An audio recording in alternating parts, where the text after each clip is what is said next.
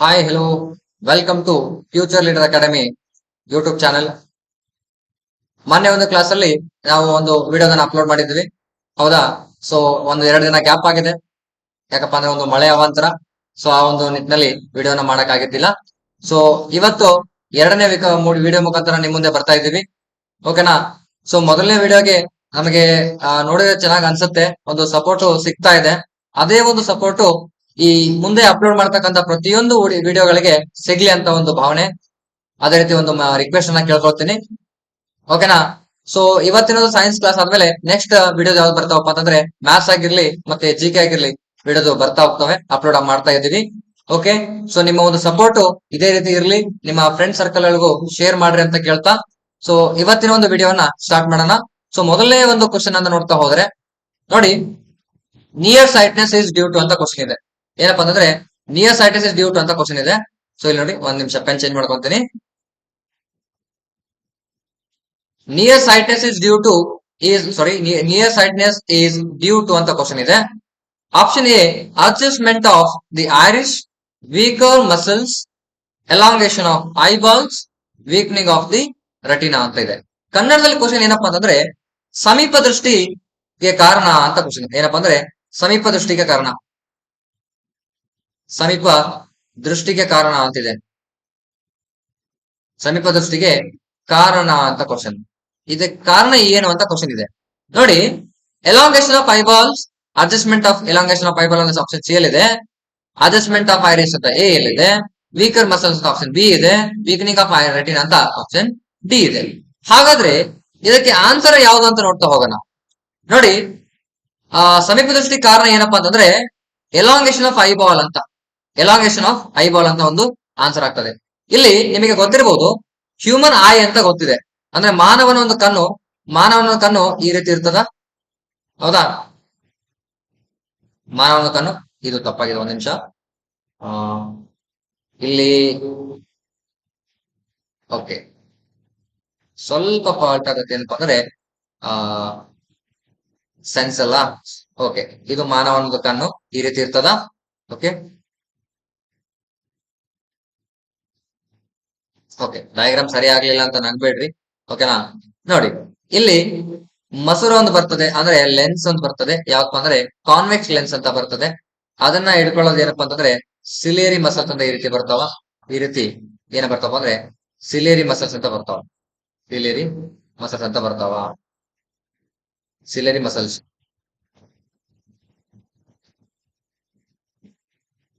Ciliary muscles ಅಂತ ಬರ್ತಾವ. ಇಲ್ಲಿ ಮುಂದ್ಗಡೆ ಏನ್ ಬರ್ತದಪ್ಪ ಅಂದ್ರೆ ಐರಿಸ್ ಅಂತ ಬರ್ತದ, ಐರಿಸ್ ಅಂತ ಬರ್ತದ. ಇಲ್ಲಿ ಏನಪ್ಪಾ ಅಂದ್ರೆ ಪುಪಿಲ್ ಅಂತ ಬರ್ತದ, ಇಲ್ಲಿ ಪುಪಿಲ್ ಅಂತ ಬರ್ತದ. ಇದ್ರ ಮೇಲ್ಗಡೆ ಏನಪ್ಪಾ ಅಂತಂದ್ರೆ ಒಂದು ಲೇಯರ್ ಬರ್ತದ, ಅದೇನಪ್ಪಾ ಅಂತಂದ್ರೆ ಕಾರ್ನಿಯಾ ಅಂತ ಕರಿತೀವಿ.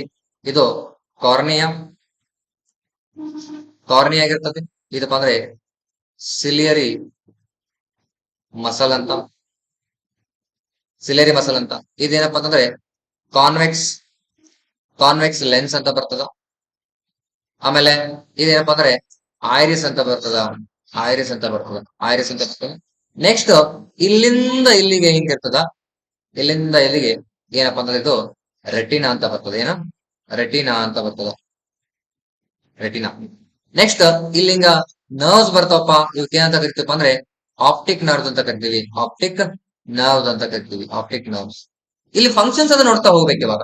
ನೋಡಿ, ಅಪ್ಪು ಅವ್ರು ತಿರ್ಕೊಂಡ್ಮೇಲೆ, ಹೌದಾ? ಅಪ್ಪು ಅವ್ರು ತಿರ್ಕೊಂಡ್ಮೇಲೆ ಅಲ್ಲಿ ಅವರು ಕಣ್ಣನ್ನ ಡೊನೇಟ್ ಮಾಡಿದ್ರು, ಅಂದ್ರೆ ದಾನ ಮಾಡಿದ್ರು. ಅವರ ಕಣ್ಣುಗಳನ್ನ ಏನಪ್ಪಾ ದಾನ ಮಾಡಿದ್ರು. ಅಲ್ಲಿ ಒಂದು ನಮಗೆ ಕೇಳಕ್ ಸಿಕ್ಕಂತ ಒಂದು ಮಾತೇನಪ್ಪಾ ಅಂದ್ರೆ ಒಂದು ಕಣ್ಣಿಂದ ಇಬ್ಬರಿಗೆ ಹಾಕ್ಲಾಯ್ತು, ಆದ್ರೆ 2 ಕಣ್ಣಿಂದ 4 ಜನರಿಗೆ ಹಾಕ್ಲಾಯ್ತು ಅನ್ನೋ ಒಂದನ್ನ ಮಾತನ್ನ ನಾವು ಕೇಳ್ಪಟ್ಟಿದ್ವಿ. ಹೇಗೆ ಅಂತ ನೋಡ್ತಾ ಹೋಗೋಣ. ಇದು ಏನು ಕಾರ್ನಿಯಾ ಇದೆಯಲ್ಲ, ಇದೇನೋ ಒಂದು ಲೇಯರ್ ಇದೆ ನೋಡಿ, ಸಣ್ಣ ಒಂದು ಲೇಯರ್ ಇದೆಯಲ್ಲ. ಈ ಕಾರ್ನಿಯಾ ಏನ್ ಮಾಡ್ತಾರಪ್ಪ ಅಂದ್ರೆ 4 ಚಿಕ್ಕದಾದಂತ ಪೀಸ್ ಗಳನ್ನ ಮಾಡ್ತಾರೆ. 1 2 3 4. ಈ ನಾಲ್ಕು ಒಂದು ಪೀಸ್ ಅನ್ನ ಒಬ್ಬೊಬ್ಬರ ಕಣ್ಣಿಗೆ ಹಾಕ್ತಾರೆ. 1 ಪೀಸು, 2 3 4. ಇದು ಇವ್ರಿಗೆ, ಇದು ಇವ್ರಿಗೆ, ಇವ್ರಿಗೆ, ಆಮೇಲೆ ಇದು ಇವ್ರಿಗೆ.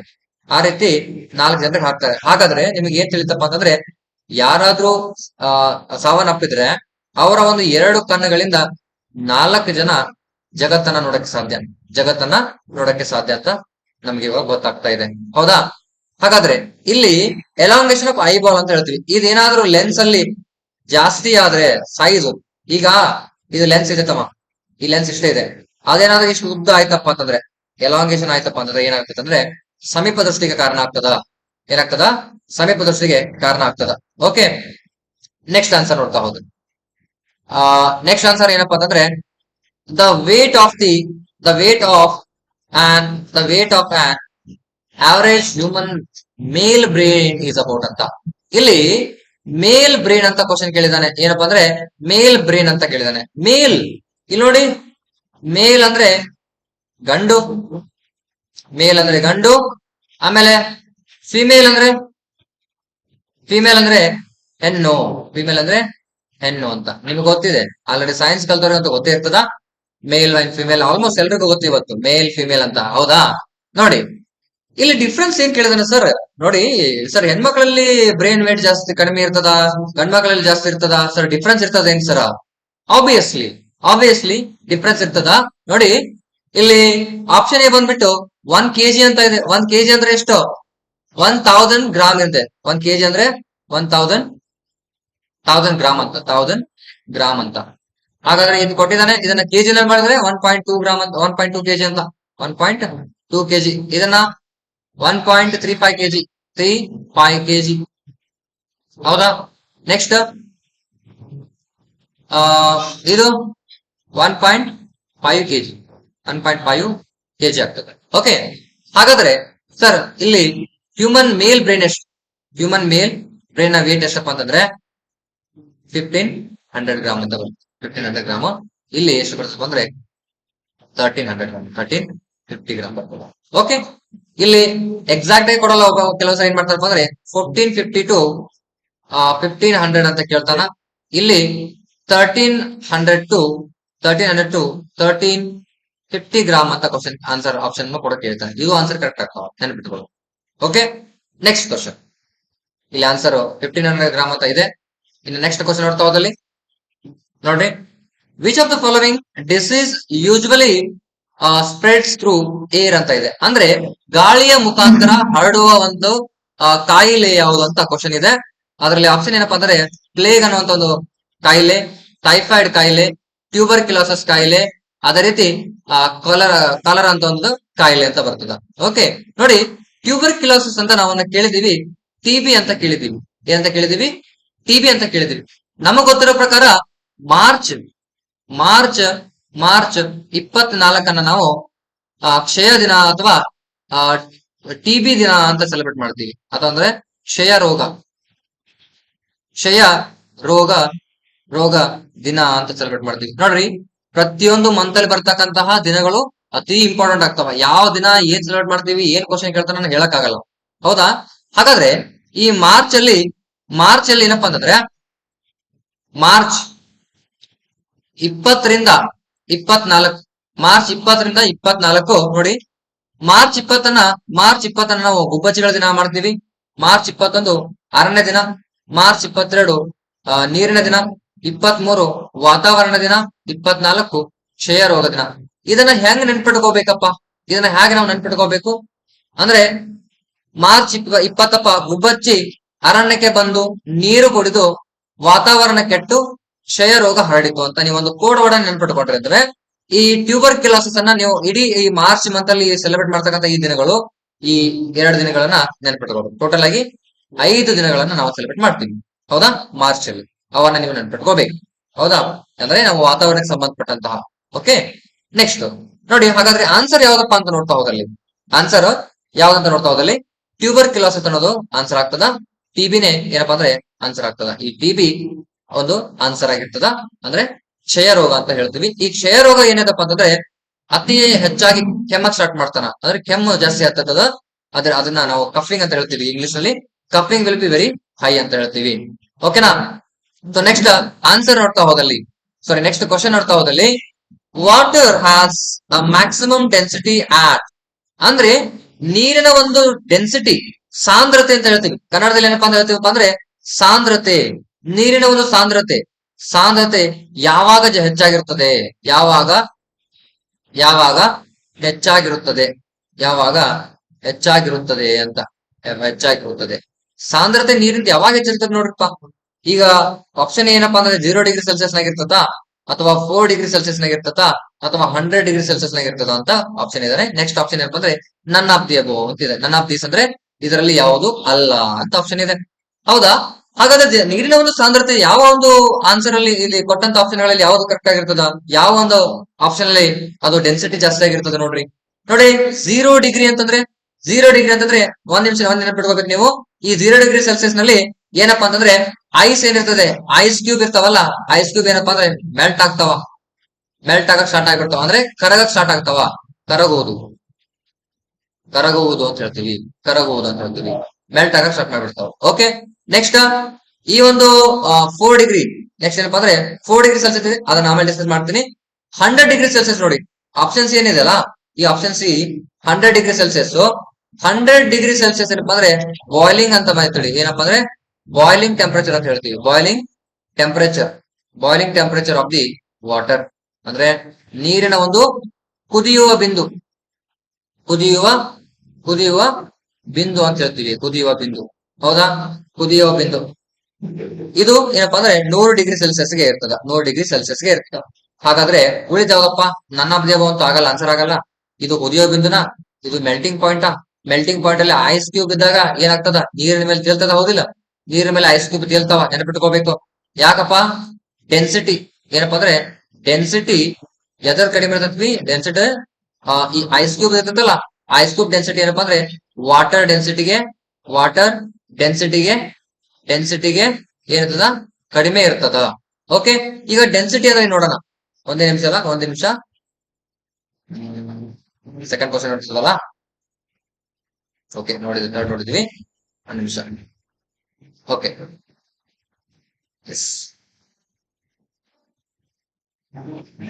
ಓಕೆ, ಡೆನ್ಸಿಟಿ ಅಂತ ನೋಡ್ತಾ ಇದ್ದೀವಿ ನೋಡಿ. ಡೆನ್ಸಿಟಿ, ಡೆನ್ಸಿಟಿ ಅಂತಂದ್ರೆ ಮಾಸ್ ಪರ್ ಯೂನಿಟ್ ವ್ಯಾಲ್ಯೂಮ್ ಅಂತ, ಯೂನಿಟ್ ವ್ಯಾಲ್ಯೂಮ್ ಅಂತ, ಮಾಸ್ ಪರ್ ಯೂನಿಟ್ ವ್ಯಾಲ್ಯೂಮ್ ಅಂತ ಇದೊಂದು ಡೆಫಿನೇಷನ್ ಕೊಡ್ತಿಲ್ಲ. ಹಾಗಾದ್ರೆ ನೀರಿನ ಒಂದು ಡೆನ್ಸಿಟಿ ಎಷ್ಟಿದೆ? ನೀರಿನ ಒಂದು ಡೆನ್ಸಿಟಿ ಏನಪ್ಪಾ ಅಂದ್ರೆ 1000 kg ಮೀಟರ್ ಕ್ಯೂಬ್ ಅಂತಿದೆ. 1000 kg ಮೀಟರ್ ಕ್ಯೂಬ್. ಈ ಕೆಜಿ ಮೀಟರ್ ಕ್ಯೂಬ್ ಏನಿದೆಯಲ್ಲ, ಎಸ್ ಐ ಯೂನಿಟ್ ಅಂತ ಹೇಳ್ತೀವಿ ನಾವು. ಏನಪ್ಪಾ ಅಂದ್ರೆ S I unit of density. Density ಒಂದು ಎಸ್ ಐ ಯೂನಿಟ್.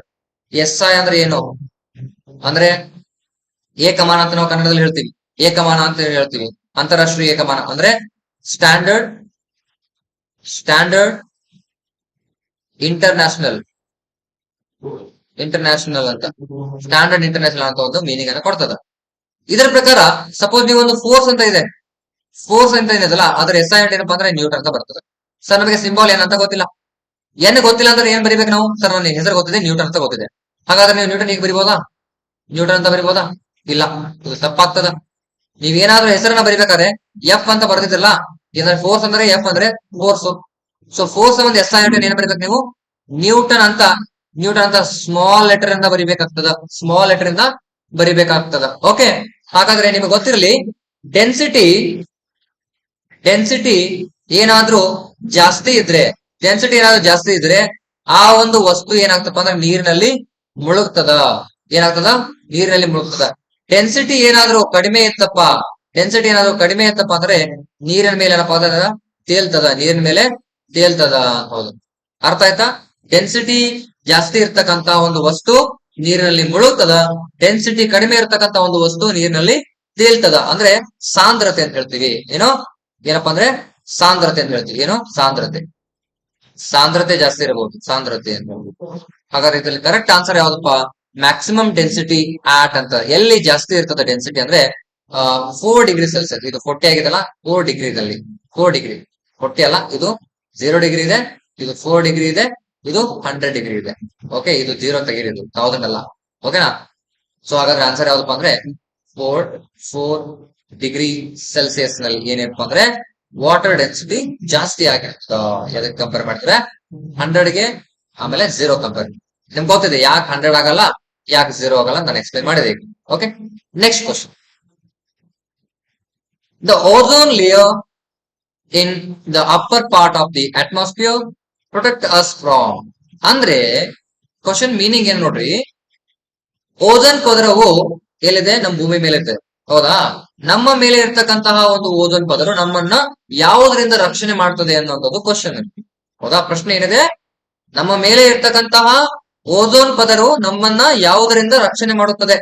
ಅದರಲ್ಲಿ ಮೊದಲನೇ ಆಪ್ಷನ್ ಏನಪ್ಪಾ ಅಂದ್ರೆ ವಿಸಿಬಲ್ ರೇಡಿಯೇಷನ್ಸ್ ಅಂತ ಇದೆ, ಇನ್ಫ್ರಾರೆಡ್ ರೇಸ್ ಅಂತ ಇದೆ, ಅಲ್ಟ್ರಾ ವೈಲೆಟ್ ರೇಸ್ ಅಂತ ಇದೆ, ಕಾಸ್ಮಿಕ್ ರೇಸ್ ಅಂತ ಇದೆ, ಹೌದಾ? ಸೊ ನೋಡಿ, ವಿಸಿಬಲ್ ರೇಸ್ ಅಂತೂ ಆಗಲ್ಲ. ಇನ್ಫ್ರಾರೆಡ್ ರೇಸ್ ಅಂದ್ರೆ ನಾವ್ ಏನಂತ ಕರಿತೀವಿ ಅಂದ್ರೆ ಅವಗೆಂಪು ಕಿರಣಗಳು ಅಂತ ಕರಿತೀವಿ. ಏನು? ಅವಗೆಂಪು ಅವಗೆಂಪು ಕಿರಣ ಅಂತ ಕರಿತೀವಿ. ಅವಗೆಂಪು ಕಿರಣ ಅಂತ ಕರಿತೀವಿ. ಅವಗೆಂಪು ಕಿರಣ. ಕಾಸ್ಮಿಕ್ ರೇಸ್ ಅಂತೂ ಆಗಲ್ಲ. ಓಕೆ, ಕಾಸ್ಮಿಕ್ ರೇಸ್ ಅಂತ ಅಂದ್ರೆ ಈಗ ನೀವು ಇದಾಗ್ತಿದೆ ನೋಡ್ರಿ, ಅರ್ಥವಿಕ್ ಆಗ್ತಾ ಇದೆಯಲ್ಲ, ಅವಾಗ ಬರ್ತಕ್ಕಂಥ ರೇಸ್ ಕಾಸ್ಮಿಕ್ ರೇಸ್ ಅಂತ ಕರಿತೀವಿ. ಅರ್ಥವಿಕ್ ಅಂದ್ರೆ ಭೂಕಂಪ ಆಗ್ತಕ್ಕಂಥ ಬಿಡುಗಡೆ ಆಗ್ತಿರ್ತಾವಲ್ಲ ಅಂತ ರೇಸ್ ಗಳಿಗೆ ನಾವು ಕಾಸ್ಮಿಕ್ ರೇಸ್ ಅಂತ ಕರಿತೀವಿ. ಹಾಗಾದ್ರೆ ಉಳಿದವರು ಅಲ್ಟ್ರಾ ವೈಲೆಟ್ ರೇಡಿಯೇಷನ್ ಅಂತ ಇದೆ. ಹಾಗಾದ್ರೆ ಆನ್ಸರ್ ಏನಾಗಿರ್ತಪ್ಪ ಅಂದ್ರೆ ಅಲ್ಟ್ರಾ ವೈಲೆಟ್ ರೇಡಿಯೇಷನ್ ಆನ್ಸರ್ ಆಗಿರ್ತದ. ಅಲ್ಟ್ರಾ ವೈಲೆಟ್ ರೇಡಿಯೇಷನ್ ಅನ್ನ ನಾವ್ ಏನಂತ ಕರಿತೀವಪ್ಪ ಅಂತಂದ್ರೆ ಯುವಿ ರೇಸ್ ಅಂತ ಕರಿತಾ ಹೋಗ್ತೀವಿ. ಯುವಿ ರೇಸ್ ಅಂತ ಕರಿತಾ ಹೋಗ್ತೀವಿ. ಈ ಯುವಿ ರೇಸ್ ಏನ್ ಮಾಡ್ತಪ್ಪ ಅಂದ್ರೆ ಇಲ್ಲಿ ಸೂರ್ಯ ಅದನ, ಸೂರ್ಯನ, ಹೌದಾ? S U N S U N S U N ಅಂತ, ಎಸ್ ಓ ಎನ್ ಅಲ್ಲ, ಹೌದಾ? ಇದು ಸೂರ್ಯ, ಇದು ಭೂಮಿ ಇದೆ, ಇದು ಭೂಮಿ. ಸೂರ್ಯನಿಂದ ಬರ್ತಕ್ಕಂತ ಏನ್ ಬಿಸಿಲು ಬರ್ತದೆ ಅಥವಾ ಸನ್ಲೈಟ್ ಏನಿದೆ, ಬೆಳಕೇನಿದೆ, ಆ ಒಂದು ಬೆಳಕಲ್ಲಿ ಏನೈತಪ್ಪ ಅಂದ್ರೆ ಯುವಿ ರೇಸ್ ಇದೆ. ಹಾಗಾದ್ರೆ ಈ ಒಂದು ನಮ್ಮ ಯೂನಿವರ್ಸ್ ಇದೆಯಲ್ಲ, ಈ ಯೂನಿವರ್ಸ್ ಮೇಲೆ ಒಂದ್ ಏನಪ್ಪಾ ಅಂದ್ರೆ ಒಂದು ಲೇಯರ್ ಇದೆ. ಅದಕ್ಕೆ ನಾವ್ ಏನಂತ ಕರಿತೀವಿ ಅಂದ್ರೆ ಓಝೋನ್ ಅಂತ ಕರಿತೀವಿ. ಏನೋ ಓಝೋನ್ ಅಂತ ಕರಿತೀವಿ, ಓಝೋನ್ ಪದರ ಅಂತ ಕರಿತೀವಿ. ಆ ಒಂದು ಓಝೋನ್ ನ ಒಂದು ರಾಸಾಯನಿಕ ಸೂತ್ರ ಯಾವ್ದಪ್ಪ ಅಂದ್ರೆ O3 ಅಂತ ಬರಿತೀವಿ ನಾವು. ಏನು? O3 ಅನ್ನೋದು ರಾಸಾಯನಿಕ ಅನುಸೂತ್ರ ಆಗ್ತದ, ರಾಸಾಯನಿಕ ಸೂತ್ರ ಆಗ್ತದೆ. ಓಕೆ, ಏನಪ್ಪಾ ಅಂದ್ರೆ ನಮ್ಮ ವಾತಾವರಣದಲ್ಲಿ ಆಕ್ಸಿಜನ್ ಮತ್ತೊಂದು ಮೋನೋ ಆಕ್ಸಿಜನ್ ಅಂತ ಕರಿತೀವಿ. ಒಂದೇ ಒಂದು ಅಟಮ್ ಆಕ್ಸಿಜನ್ ಮಿಂಗಲ್ ಏನಾಗ್ತದೆ ಅಂದ್ರೆ ಅದು ನಮಗೆ O3 ಅನ್ನ ಕೊಡ್ತದ, ಅಂದ್ರೆ ಓಜೋನ್ ನ ಕೊಡ್ತದೆ. ಓಕೆ, ನೋಡಿ ಈಗ ಯುವಿ ರೇಸ್ ನಮ್ಮ ಏನ್ ಮಾಡ್ತಪ್ಪ ಅಂದ್ರೆ ಈ ಓಜೋನ್ ಲೇಯರ್ ಅಪ್ಪ ತಡೀತದ. ಅದರಿಂದ ನಮಗೆ ಅಲ್ಟ್ರಾ ವೈಲೆಟ್ ರೇಡಿಯೇಷನ್ ಅನ್ನ ನಮ್ಮನ್ನ ರಕ್ಷಣೆ ಮಾಡ್ತದ, ಅದರಿಂದ ರಕ್ಷಣೆ ಮಾಡ್ತದ. ಯುವಿ ರೇಸ್ ಏನ್ ಮಾಡ್ತಪ್ಪ ಅಂದ್ರೆ ಯುವಿ ರೇಸ್ ಏನಪ್ಪಾ ಅಂತಂದ್ರೆ ಸ್ಕಿನ್ ಕ್ಯಾನ್ಸರ್ಗೆ ಕಾರಣ ಆಗ್ತವ. ಸ್ಕಿನ್ ಕ್ಯಾನ್ಸರ್ಗೆ ಕಾರಣ ಆಗ್ತದ, ಸ್ಕಿನ್ ಕ್ಯಾನ್ಸರ್ಗೆ ಕಾರಣ ಆಗ್ತದ. ಓಕೆ, ಚರ್ಮ ರೋಗ ಅಂದ್ರೆ ಚರ್ಮದ ಕ್ಯಾನ್ಸರ್ ಬರ್ತದ, ಅದರಿಂದ ತಡೀತದೆ ಯಾವ್ದಪ್ಪ ಅಂದ್ರೆ ನಮ್ಮ ಒಂದು ಓಜೋನ್ ಲೇಯರ್. ಓಕೆ, ಓಜೋನ್ ಬಗ್ಗೆ ಫಾರ್ಮುಲಾ ಕೇಳ್ತಾನ, ಈ ಒಂದು ಫಾರ್ಮುಲಾ ಕೇಳ್ತಾನೆ, ನೆನಪಿಟ್ಕೋಬೇಕು. ಓಜೋನ್ ಲೇಯರ್ ಯಾವ್ದನ್ನ ತಡೀತದ ಅಂದ್ರೆ ಯುವಿ ರೇಸ್ ತಡೀತದ. ಯಾವ ಒಂದು ರೋಗನ ತಡೀತದ? ಸ್ಕಿನ್ ಕ್ಯಾನ್ಸರ್ ಅನ್ನ ತಡೀತದ ಅಂತ ನೆನಪಿಟ್ಕೋಬೇಕು. Okay, next aviation fuel for jet aeroplanes consist of purified. ಇದರಲ್ಲಿ ಪ್ಯೂರಿಫೈಡ್ ಮಾಡ್ತಕ್ಕಂತಹ ಅಂದ್ರೆ ಏನಪ್ಪಾ ಅಂದ್ರೆ ಫಿಲ್ಟರ್ ಮಾಡಿರ್ತಾರಲ್ಲ ಅದನ್ನ, ಅದರಲ್ಲಿ ಇರ್ತಕ್ಕಂಥ ಒಂದು ಯಾವ ಒಂದು ಆಯಿಲ್ ನ ನಾವು ಬಳಸ್ತೀವಿ ಅಂತ ಕೇಳ್ತಾ ಇದ್ದಾನೆ. ಡೀಸೆಲ್ ಬಳಸ್ತೀವಾ? ಇಲ್ಲ. ಕೆರೋಸಿನ್ ಚಿಮಣಿನ ಬಳಸ್ತೀವಾ? ಇಲ್ಲ, ಹೌದಾ? ಬಳಸಲ್ಲ. ಪೆಟ್ರೋಲ್ ಬಳಸಲ್ಲ. ಹಾಗಾದ್ರೆ ಏನ್ ಬಳಸ್ತೀವಿ? ಗ್ಯಾಸೋಲಿನ್ ಬಳಸ್ತೀವಿ. ನೋಡಿ, ಆನ್ಸರ್ ಏನಪ್ಪಾ ಅಂದ್ರೆ ಗ್ಯಾಸೋಲಿನ್ ಬಳಸ್ತೀವಿ. ಏವಿಯೇಷನ್ ಫೀಲ್ಡ್ ಅಲ್ಲಿ ನಾವೇನ್ ಬಳಸ್ತೀವಿ? ಗ್ಯಾಸೋಲಿನ್ ಬಳಸ್ತೀವಿ. ಭಾರವಾದಂತ ಒಂದು ವಸ್ತುಗಳನ್ನ ಒಯ್ತಕ್ಕಂಥ ಒಂದು ಇಂಜಿನ್ ಗಳಿಗೆ ನಾವೇನಂತ ಬಳಸ್ತೀವಿ? ಡೀಸೆಲ್ ಬಳಸ್ತೀವಿ. ಅದೇ ರೀತಿ ಅತಿ ಕಡಿಮೆ ಭಾರವನ್ನು ಒಯ್ತಕ್ಕಂಥ ಒಂದು ಇಂಜಿನ್ಸ್ ಇರ್ತಾವಲ್ಲ ಅದಕ್ಕೆ ನಾವು ಪೆಟ್ರೋಲ್ ಬಳಸ್ತೀವಿ. ಕೆರೋಸಿನ್ ಅನ್ನ ಬಳಸಿದ್ರೆ ವಾಯು ಮಾಲಿನ್ಯ ಖಚಿತ, ಹೌದಾ? CO2 ಜಾಸ್ತಿ ಬಿಡುಗಡೆ ಆಗ್ಲಿಪ್ಪ ಅಂತಂದ್ರೆ ಈ ಒಂದು ಕೆರೋಸಿನ್ ಇಂದ ಬಿಡುಗಡೆ ಆಗ್ತದ, ನೆನ್ಪಿಟ್ಕೋಬೇಕು. ಈ ಒಂದು ಕೆರೋಸಿನ್ ಬಗ್ಗೆ ನೆಕ್ಸ್ಟ್ ಕ್ಲಾಸ್ ಅಲ್ಲಿ ಹೇಳ್ತೀನಿ. ಏನಪ್ಪಾ ಅನ್ನೋ ಒಂದು ಇಂಪಾರ್ಟೆಂಟ್ ಕ್ಯಾರೆಕ್ಟರ್ ಅನ್ನ ಹೊಂದೈತಿ, ಅದ್ರ ಬಗ್ಗೆ ಹೇಳ್ತೀನಿ. ಹಾಗಾದ್ರೆ ಇವೇನೇನ್ ಅದಾವ ನೋಡ್ರಿ, ಇವೆಲ್ಲ ಅದಾವಲ್ಲ, ಇವ್ ಏನ್ ಅಂತ ಕರಿತೀವಿ ನಾವು ಅಂದ್ರೆ ಪೆಟ್ರೋಲಿಯಂ ಪ್ರಾಡಕ್ಟ್ ಅಂತ ಕರಿತೀವಿ. ಪೆಟ್ರೋಲಿಯಂ ಪ್ರಾಡಕ್ಟ್ ಅಂತ ಕರಿತೀವಿ, ಹೌದಾ? ಪೆಟ್ರೋಲಿಯಂ ಪ್ರಾಡಕ್ಟ್ಸ್ ಇವೆಲ್ಲಾನು ಪೆಟ್ರೋಲಿಯಂ ಇಂದ ಬಂದಂತಹ ಪ್ರಾಡಕ್ಟ್ಸ್, ಹೌದಾ? ಪೆಟ್ರೋಲಿಯಂ ಇಂದ ಬಂದಂತಹ ಒಂದು ವಸ್ತುಗಳಾಗಿರ್ತಾವ, ನೆನಪಿಟ್ಕೋಬೇಕು. Next question. Okay, which of the following is not a gland? ನೋಡಿ, ಸ್ಟಮಕ್ ಒಂದು ಗ್ಲ್ಯಾಂಡ ಅಂದ್ರೆ ಗ್ರಂಥಿನ? ಈ ಕೆಳಗಿನಗಳಲ್ಲಿ ಯಾವುದು ಗ್ರಂಥಿ ಅಲ್ಲ ಅಂತ ಕ್ವಶನ್. ಸ್ಟಮಕ್ ಒಂದು ಗ್ರಂಥಿನ, ಲಿವರ್ ಒಂದು ಗ್ರಂಥಿನ, ಕಿಡ್ನಿ ಒಂದು ಗ್ರಂಥಿನ, ಪ್ಯಾಂಕ್ರೀಸ್ ಒಂದು ಗ್ರಂಥಿನ? ಹೌದಾ? ಯಾವುದು ಗ್ರಂಥಿ ಅಲ್ಲ ಅಂತ ಕ್ವಶನ್ ಇದೆ.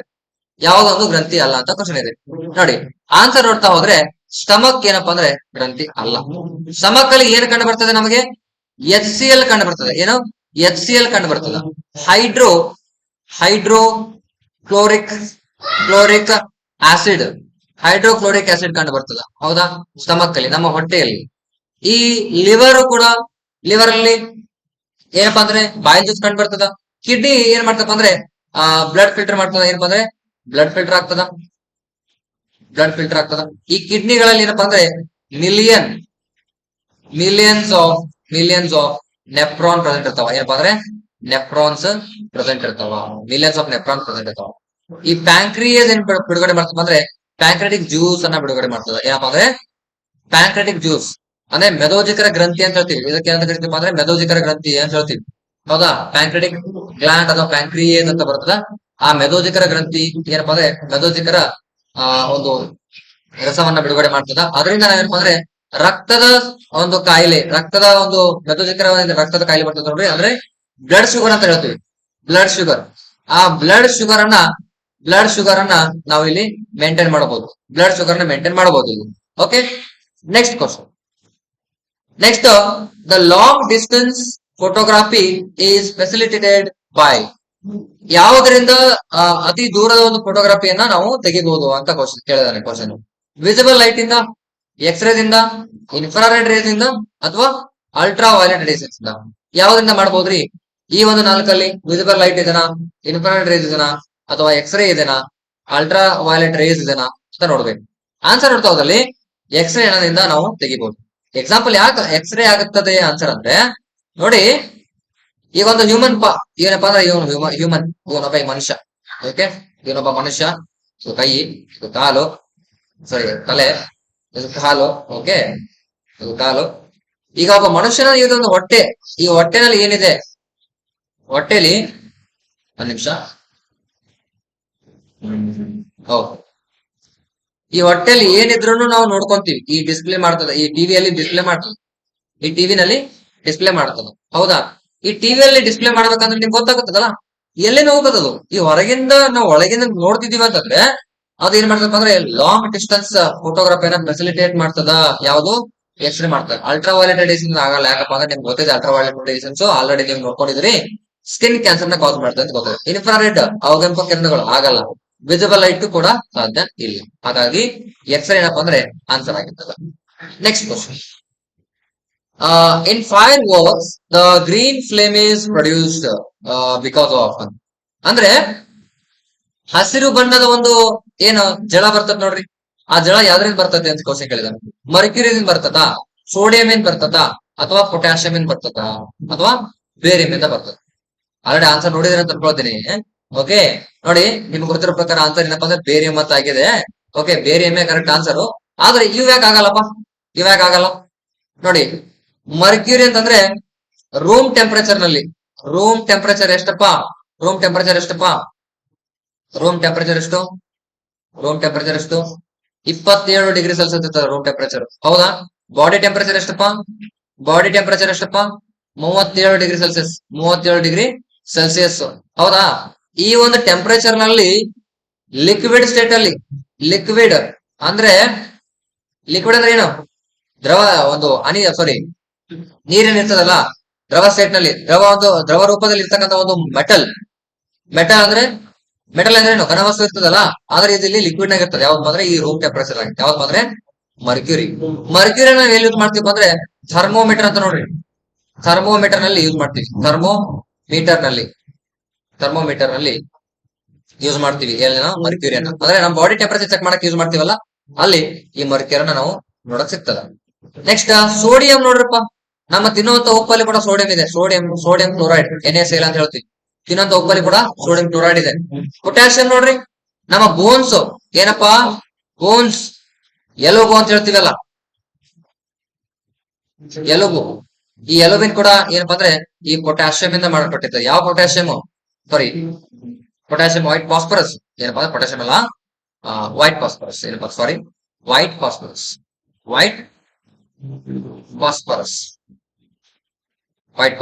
ಇದರಿಂದ ಮಾಡಲ್ಪಟ್ಟಿರ್ತದೆ. ಅದೇ ರೀತಿ ಕ್ಯಾಲ್ಸಿಯಂ ಇಂದ ಕೂಡ ಮಾಡಲ್ಪಟ್ಟಿರ್ತದೆ.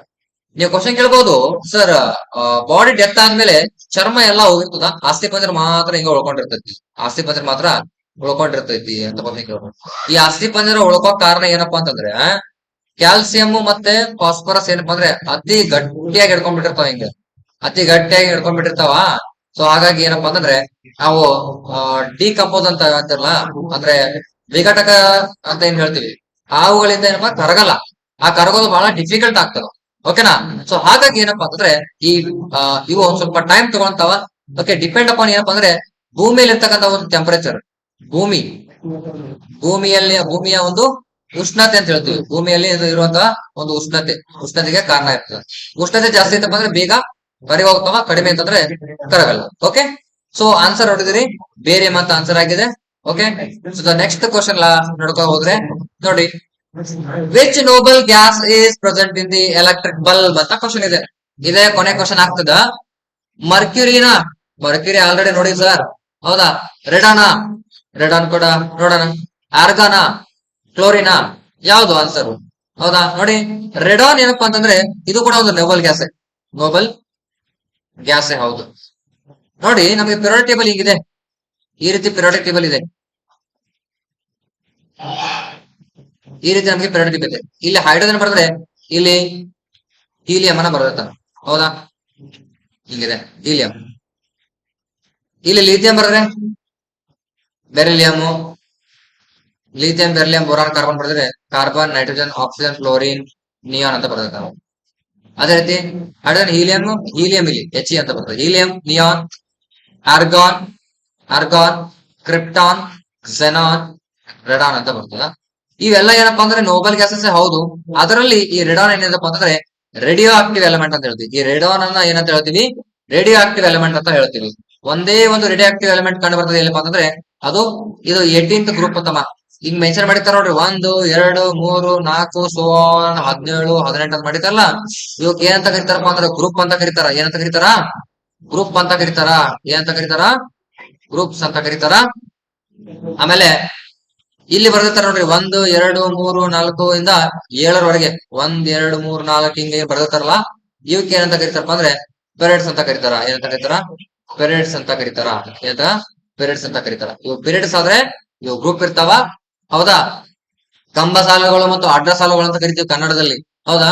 ಈ ಮಾಡರ್ನ್ ಪೀರಿಯಡ್ ಟೇಬಲ್ ಅನ್ನ ಯಾವ ಒಂದು ಬೇಸ್ ಮೇಲೆ ಮಾಡಿದಾರಪ್ಪ ಅಂದ್ರೆ ಅಟಾಮಿಕ್ ಮಾಸ್ ಮೇಲೆ ಒಂದು ಡಿಪೆಂಡ್ ಆಗಿರ್ತದ. ಅಟಾಮಿಕ್ ಮಾಸ್ ನ ಒಂದು ಮುಖಾಂತರ ಇದನ್ನ ಪೀರಿಯಡ್ ಟೇಬಲ್ ಅನ್ನ ಮಾಡಿದಾರ. ಸರ್, ಇದು ಟಾಪಿಕ್ ಬಿಟ್ಟು ಬೇರೆ ಕಡೆ ಹೊಂಟಿರಲ್ಲ ಸರ್, ಇದು ಬೇಕಮ್ಮ, ಇದೆಲ್ಲಾ ಬೇಕು, ಹೌದಾ? ಈ 18th ಗ್ರೂಪ್ ಅಲ್ಲಿ ಬೇಕಾದಂತ ಎಲ್ಲಾ ನಾವು ಕೊಟ್ಟಿದ್ದೀನಿ. ನೋಬಲ್ ಗ್ಯಾಸ್, ಇವಕ್ಕ ನೋಬಲ್ ಗ್ಯಾಸ್ ಅಂತಾರ. ಯಾವವ? Helium gas, neon gas, argon gas, krypton gas, xenon ಮತ್ತೆ ರೆಡಾನ್. ಈ ರೆಡಾನ್ ಏನಪ್ಪಾ ಅಂದ್ರೆ ರೇಡಿಯೋ ಆಕ್ಟಿವ್ ಎಲಿಮೆಂಟ್. ಓಕೆ, ಹಾಗಾದ್ರ ಆನ್ಸರ್ ಯಾವ್ದಪ್ಪ ಅಂದ್ರೆ ಆರ್ಗಾನ್ ಆಗಿರ್ತದ. ಆನ್ಸರ್ ಯಾವ್ದಪ್ಪ ಅಂದ್ರೆ ಆರ್ಗಾನ್ ಆಗಿರ್ತದ. ಆರ್ಗಾನ್ ಅನ್ನ ಏನ್ ಮಾಡಿದಾರಪ್ಪ, ನೀವು ಮನೆಯಲ್ಲಿ ಬಳಸ್ತಕ್ಕಂತ ಒಂದು ಬಲ್ಬ್ ಗಳಲ್ಲಿ ಆರ್ಗಾನ್ ಅನ್ನ ಬಳಸಿರ್ತಾರ. ಯಾಕೆ ಬಳಸ್ತಾರ ಸರ್ ಆರ್ಗಾನ? ಅದು ಬೇಕಲ್ಲಪ್ಪ. ಈಗ ರೆಡಾನ್ ಅನ್ನ ನೋಡಿದೀವಿ, ಯಾಕಲ್ಲ ಅಂತ. ಮರ್ಕ್ಯೂರಿಯನ್ನ ನೋಡ್ಕೊಂಡಿದೀವಿ ಆಗ್ಲೇ. ಯಾಕಂದ್ರೆ ರೂಮ್ ಟೆಂಪರೇಚರ್ ಏನಿರ್ತದ? ಲಿಕ್ವಿಡ್ ಸ್ಟೇಟ್ ನಾಗ ಇರ್ತದೆ ರೂಮ್ ಟೆಂಪರೇಚರ್ ನಾಗ. ಎಷ್ಟು ರೂಮ್ ಟೆಂಪರೇಚರ್? 27°C, ಹೌದಾ? ನೋಡಿ, ಆರ್ಗಾನ್ ಅನ್ನ ಎಲ್ಲಿ ಬಳಸ್ತಾರ? ಬಲ್ಬ್ ಗಳಲ್ಲಿ ಬಳಸ್ತಾರ. ಈಗ ಬಲ್ಬ್ ಹಿಂಗೆ ಬಲ್ಬ್ ಇದೆನಾ, ಇಲ್ಲೊಂದು ಫಿಲಾಮೆಂಟ್ ಇರ್ತದ ನೋಡಿದ್ರಿ, ಈ ರೀತಿ ಫಿಲಾಮೆಂಟ್ ಇರ್ತದ, ಹೌದಾ? ಫಿಲಾಮೆಂಟ್ ಯಾವ್ದಪ್ಪ ಅಂದ್ರೆ ಟಂಗ್ಸ್ಟನ್ ಇರ್ತದೆ. ಈ ಟಂಗ್ಸ್ಟನ್ ಫಿಲಾಮೆಂಟ್ ಏನಪ್ಪಾ ಅಂದ್ರೆ 3030°C ಒಂದು ಟೆಂಪರೇಚರ್ ಹೊಂದಿದೆ, ಮೆಲ್ಟಿಂಗ್ ಪಾಯಿಂಟ್. ಇಷ್ಟು ಟೆಂಪರೇಚರ್ ಕೊಟ್ಟಾಗ ಮಾತ್ರ ಕರಗ್ತೈತಮ್ಮ ಅದು. ಅಷ್ಟು ಟೆಂಪರೇಚರ್ ಕೊಟ್ಟಾಗ ಮಾತ್ರ ಆ ಒಂದು ಟಂಗ್ಸ್ಟನ್ ತಂತಿ ಕರಗ್ತತಿ. ಅದಕ್ಕ ಎಷ್ಟೇ ತನಂತರ ಸುಟ್ಕೊಂಡ ನಿಮಗೆ ಬೆಳಕ ಕೊಡ್ತದೆ. ಈ ರೀತಿ ಎಲ್ಲ ಬೆಳಕ ಕೊಡ್ತದೆ ನಿಮಗೆ, ಹೌದಿಲ್ಲ? ಹೌದಾ? ಸೊ ಬೆಳಕ ಕೊಡ್ತದ ಮಾತ್ರಕ್ಕ ಸರ್ ಇದು ಕರಗಂಗಿಲ್ಲ. ಯಾಕಪ್ಪ ಅಂದ್ರೆ ಈ ಆರ್ಗಾನ್ ಗ್ಯಾಸ್ ಅನ್ನ ಅದ್ರೊಳಗೆ ತುಂಬಿರ್ತಾರ. ಯಾಕಂದ್ರೆ ಬೇಗ ಎಷ್ಟೇ ಟೆಂಪರೇಚರ್ ಇಷ್ಟಕ್ಕಿಂತ ಜಾಸ್ತಿ ಹೋದ್ರೆ ಸುಡ್ತತಿ, ಕಡಿಮೆ ಟೆಂಪರೇಚರ್ ಬಂದ್ರು ಕೂಡ ತಡ್ಕೋಬೇಕಲ್ಲ ಟೆಂಪರೇಚರ್ ನ. ಆ ತಡ್ಕೋಕೆ ಕಾರಣ ಏನಪ್ಪಾ ಅಂದ್ರೆ ಈ ಆರ್ಗಾನ್ ಗ್ಯಾಸ್ ಬಹಳ ಹೆಲ್ಪ್ ಮಾಡ್ತೈತಿ. ಅದ್ರ ಪ್ರೀತಿಯ ಸ್ನೇಹಿತ ಇದು, ಹೌದಾ? ಟಂಗ್ಸ್ಟನ್ ವೈರ್ಗೆ. ಓಕೆ, ಟಂಗ್ಸ್ಟನ್ ವೈರ್ಗೆ ಆರ್ಗಾನ್ ಗ್ಯಾಸ್ ಇತ್ತಪ್ಪ ಅಂದ್ರೆ ತಾಳ್ತತಿ, ಇಲ್ಲ ಅಂದ್ರ ಹೊಗೆ ಹಾಕೊಂತೈತಿ ಅಂತ ಅರ್ಥ. ಓಕೆ, ಸೊ ಹಾಗಾದ್ರ ಇವತ್ತಿನ ಒಂದು ಕ್ಲಾಸ್ ಅಲ್ಲಿ ನಾವು ಏನೋ ಕ್ಲಾಸ್ ಅನ್ನ ಮುಗಿಸ್ತಾ ಇದೀವಿ. ಇಲ್ಲಿ ಉಳಿದಂತ ನೆಕ್ಸ್ಟ್ ಕ್ಲಾಸ್ ಅನ್ನ ಚಾಪ್ಟರ್ಸ್ ಅನ್ನ ಮುಂದಿನ ಒಂದು ಕ್ಲಾಸ್ ಅಲ್ಲಿ ನೋಡೋಣ. ಚಾಪ್ಟರ್ ಅಲ್ಲ, ಕ್ವಶನ್ಸ್ ಅನ್ನ, ಅದೇ ಪ್ರೀವಿಯಸ್ ಇಯರ್ ಕ್ವಶನ್ಸ್ ಅನ್ನ ತೆಗಿತಾ ಇದೀವಿ. ಈಗ ಆಲ್ರೆಡಿ ಇವತ್ತು ಒಂದು 2 ಕ್ಲಾಸ್ ಮಾಡಿದೀವಿ. ಓಕೆ, ಇದೇ ರೀತಿ ಈಗ ಮೊದಲನೇ ಕ್ಲಾಸ್ಗೆ ಹೇಗೆ ಸಪೋರ್ಟ್ ಸಿಕ್ತು, ಅದೇ ರೀತಿ ನಮಗೆ ಸಪೋರ್ಟ್ ಸಿಗ್ಲಿ ಅಂತ ಒಂದು ರಿಕ್ವೆಸ್ಟ್ ಅನ್ನ ಮಾಡ್ಕೊಳ್ತಾ ಇವತ್ತಿನ ಒಂದು ಕ್ಲಾಸ್ ಅನ್ನ ಇಲ್ಲೇ ಮುಗಿಸ್ತಾ ಇದೀನಿ. ಎಲ್ಲರಿಗೂ ಧನ್ಯವಾದ.